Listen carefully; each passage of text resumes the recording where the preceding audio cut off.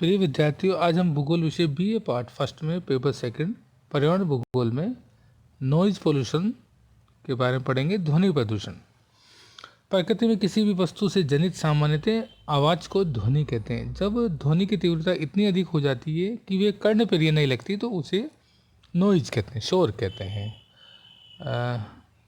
यद्यपि ध्वनि वातावरण का एक अभिन्न अंग है, लेकिन वर्तमान यांत्रिक युग में लगातार बढ़ रहे औद्योगिक संयंत्रों, परिवहन के साधनों तथा अन्य मानव जनित ध्वनि प्रसारक कार्यों के द्वारा ध्वनि का प्रकोप बढ़ गया, जिससे ध्वनि प्रदूषण का कारण बन गए हैं। मनुष्य वही कर सकता है जिसकी अनुभूति उसे प्रकृति करा सकती है, तथा जो प्रकृति के नियमों के विरुद्ध है वह कदापि नहीं होगा। प्रकृति न तो क्रूर है न ही निष्ठुर, वह तो नियमानुकूल चलती रहती है। प्रकृति के यह नियम एक संतुलित विधि में से चक्रीय रूप से चलते हैं।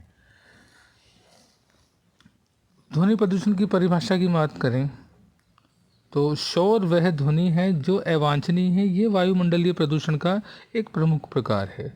इस प्रकार ध्वनि को शोर प्रदूषण के रूप में चिन्हित होने तक की सीमा विभिन्न आधारों के अनुसार विभिन्न रूप में निर्धारित की जाती है।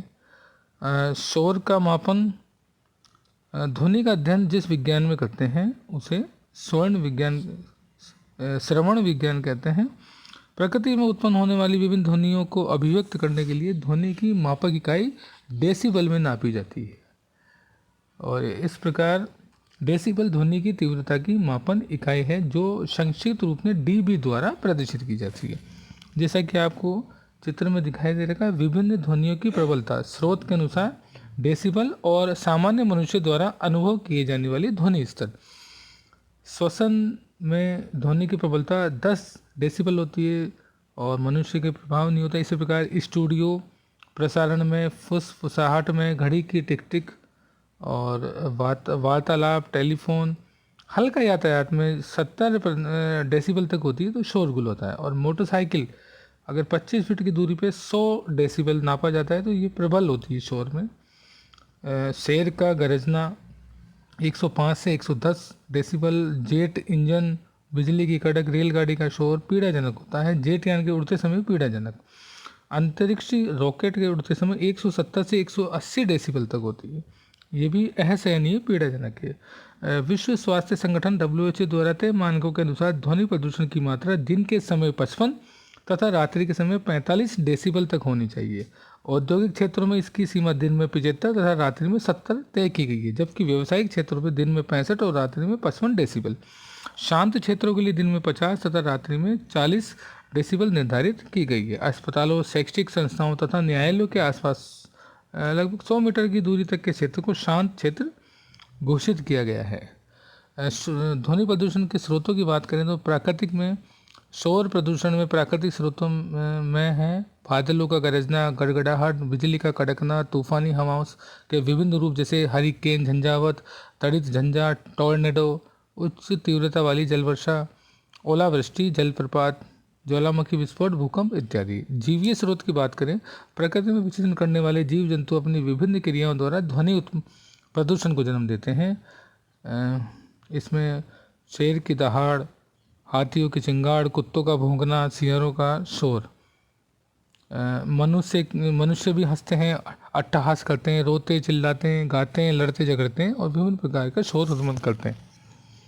तीसरा है कृत्रिम स्रोत। इसमें उद्योग धंधे में मशीनें तीव्र गति से वृद्धि कर रहा औद्योगिकरण शोर प्रदूषण का प्रमुख कारण है। कारखानों में बड़ी बड़ी मशीनें, यंत्रों, संबंधित संयंत्रों से शोर उत्पन्न होता है। और परिवहन के साधन, नगरीकरण के दौर में यातायात घनत्व भी बढ़ता जा रहा है और शोर भी बढ़ता जा रहा है। इसमें स्थलीय परिवहन जिसमें मोटर कार, मोटरसाइकिल, स्कूटर, बसें, ट्रक, रेलें इत्यादि। वायु परिवहन में एक और सुविधाजनक व तीव्रगामी परिवहन है तो दूसरी तरफ शोर का प्रमुख कारण है। मनोरंजन के साधन, वर्तमान मनोरंजन के साधनों में इलेक्ट्रॉनिक माध्यम से तेज संगीत का प्रचलन हो गया है। ये सभी स्थानों, घरों, सार्वजनिक स्थलों, यहाँ तक कि यातायात के साधनों में भी प्रचलित हो गया है।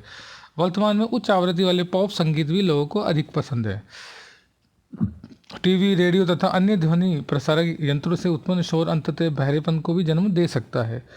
अगला है सामाजिक क्रियाकलाप। मानव अपने जीवन में विभिन्न सामाजिक धार्मिक उत्सवों पर भी अनेक क्रियाकलाप करता है और लाउड स्पीकरों के माध्यम से इन कार्यक्रमों में शोर सुना जा सकता है।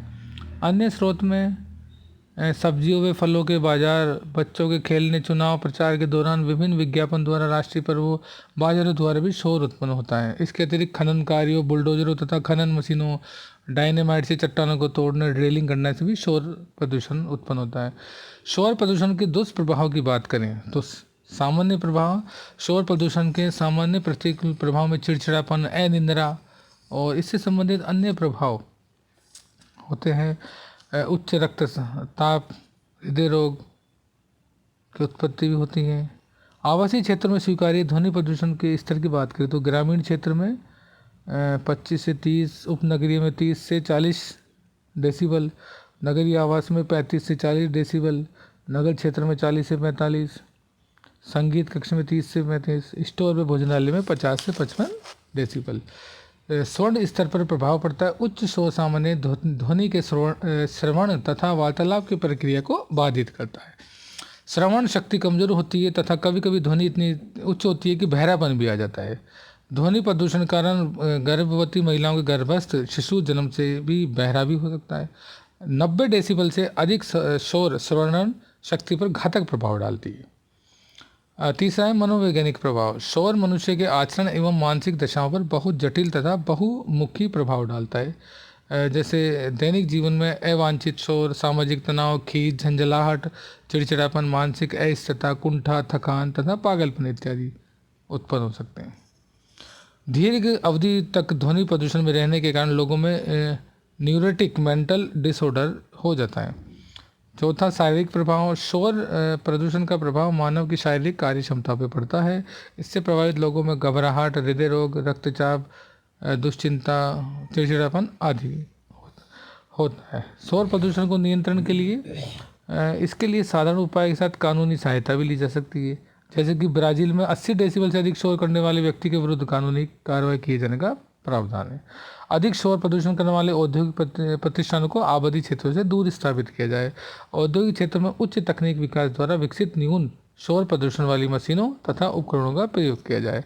नगरीय क्षेत्रों में विभिन्न स्रोतों से प्राप्त शोर का स्तर निर्धारित किया जाए और मोटर वाहनों में प्रयोग में लाए जाने में बहुध्वनि वाले हॉर्न बजाने पर प्रतिबंध लगाया जाए। भारी माल ढोने वाले वाहनों को शहर के बाहर रिंग रोड पर चलाना चाहिए तथा आवासीय एवं भीड़ युक्त क्षेत्रों में इनका प्रवेश निषेध कर देना चाहिए। पुराने जीर्ण शीर्ण तथा अत्यधिक शोर करने वाले वाहनों के चलन पर रोक करनी चाहिए। रेल को हॉर्न एवं इंजन की आवाज़ भी नियंत्रित होनी चाहिए। और हवाई जहाज़ों द्वारा उत्पन्न उच्च ध्वनि भी ऐसा नहीं होती है। अतः इस दिशा में उच्च तकनीकी विकास द्वारा शोर नियंत्रण के प्रयास करने चाहिए। जेट यानों के शोर को कम करने के लिए टर्बो जेट इंजनों के निर्गम पर शोर अवशोषक का प्रयोग किया जाना चाहिए। विभिन्न अवस्थितियों जैसे आवास गृह, कार्यालय, पुस्तकालय, चिकित्सालयों आदि में उचित निर्माण सामग्री तथा उपयुक्त बनावट द्वारा शोर नियंत्रण किया जाना चाहिए। धन्यवाद।